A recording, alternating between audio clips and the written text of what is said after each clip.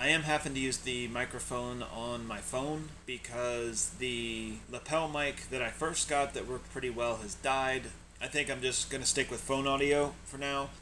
First thing we should address is the elephant in the room. The new rules for the Great Guitar Build-Off have been announced. Changes to the official build-off and the official unofficial build-off, which has definitely changed how everything's going to play out. I did, in fact, send in my entry for the unofficial build-off the day after. Crimson has posted on Instagram that they have received over 100 emails.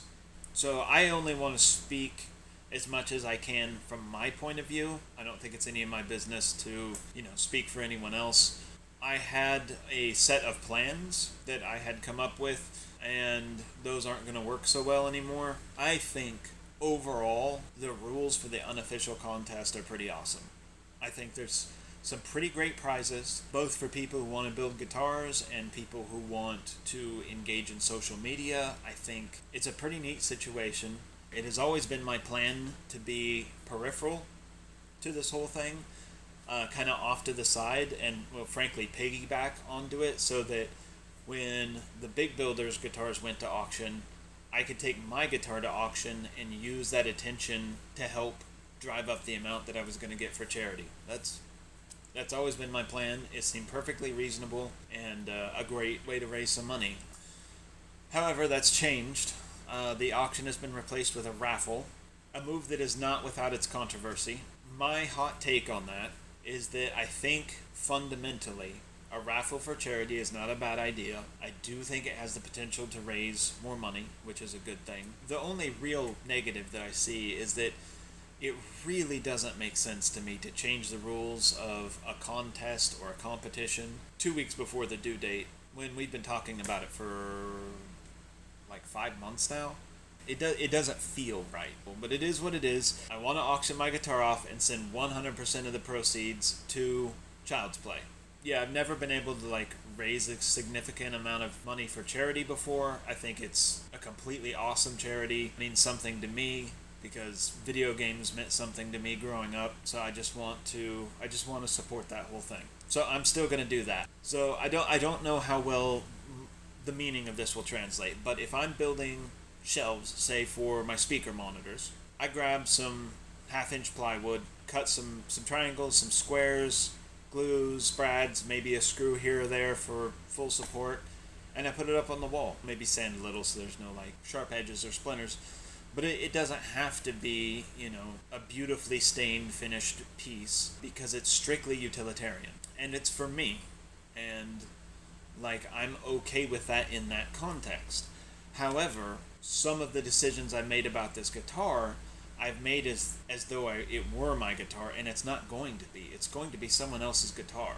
Compromises, it's just not going to work. So as you can see, things are changing. I also want to take a moment to thank everybody in the comment section for all the amazing tips and help and feedback. That information is definitely informing how I move forward. It's making my life easier. Just, little tricks that I suspect you would only learn if either you'd been doing it for a decade or more, or if you worked under somebody who had that kind of experience. So thank you for sharing that knowledge with me. I genuinely appreciate that.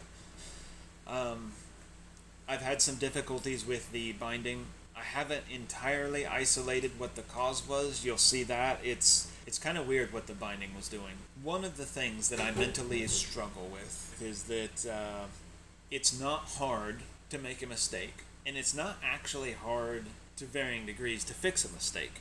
It can be very hard, at least for me personally, to recognize a mistake. I see this in myself, that I have this impulsiveness to justify something after the fact, and it's partly laziness, but it's also partly not wanting to entirely come to terms with the fact that I've made an irreversible mistake. I've done something, it can't be taken back. The logic isn't necessarily wrong, but that doesn't mean that it leads to the best result, and that is what's important. It's very easy to lose sight of that. It's not about how I feel about it. It's about what results do I produce. That is the key to pushing forward and doing your best and getting better. So yeah, I've made some mistakes. I'm correcting them. Oh, that's another thing. I am going to share everything. I want to make it clear that I'm not taking the time to get it right so I can just show you me getting it right. Like that doesn't do anything. I intend to release the whole process, the errors, the mistakes, the defeats and the victories, and how I try to come back from some of the issues that I've been facing. So that is the battle plan. Bottom line was, I was having a tough time. Knew the decision I had to make, really, like deep down. I didn't want to make it. Finally, I said, okay, enough's enough. I gotta do this. And as soon as I started ripping the binding off there, I felt a million times better. Instead of struggling against something that can't be fixed, I'm actually fixing it. And I've sort of realized that ever since I misdrilled the neck pocket, I have been unhappy with this. I've been struggling, it's been stressing me out, I've been tired, I felt the weight of the deadline, because I wasn't doing what I actually needed to do. I wasn't fixing it, I wasn't making it, the mistake is made. I can't undo it, that's fine, but I need to take the path that produces the best result. And because this guitar isn't for me, even though I want to be proud of it and it matters to me that I'm building it, I have to make it the best for everyone else from the wider public view.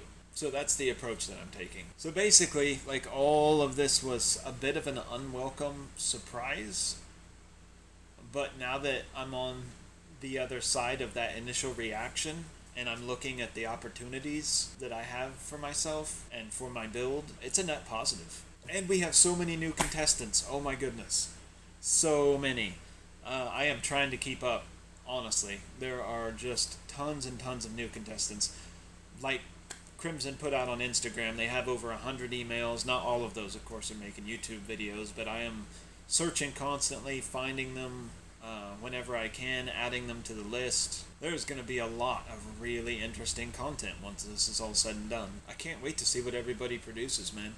We're going to see so many interesting and different techniques and styles and builds and materials and just lots of different personalities coming through. It's going to be really interesting.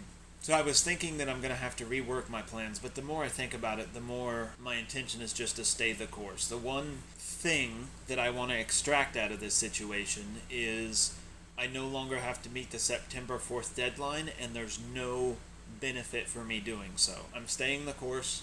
I'm building this guitar. I'm going to do it right. It's going to be awesome. And when I get done, I am putting it on eBay, and 100% of the proceeds will be going to Child's Play. That part is set in stone.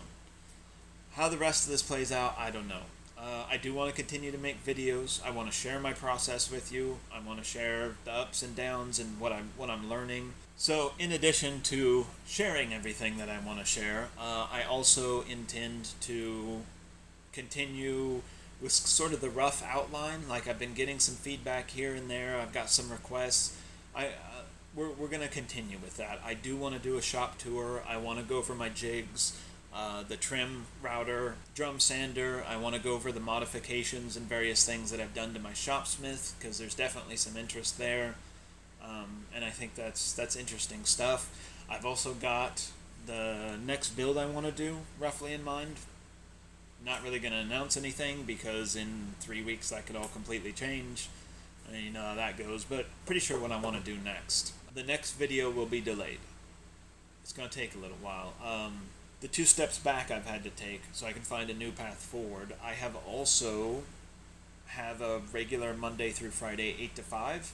I want to present the problems honestly as they occur, but I don't want an end of video with everything's screwed up, nothing we can do about it. I want to present the solution to those problems in the same video. I feel like there needs to be a resolution in order for it to be actually helpful to anybody. So that's what I'm working towards. I'm going to get it done. I'm going to share it with everybody, and it's going to be awesome. We're definitely going to have something for you guys, and I hope you find it interesting. So until the next video, take care, and we'll see you soon.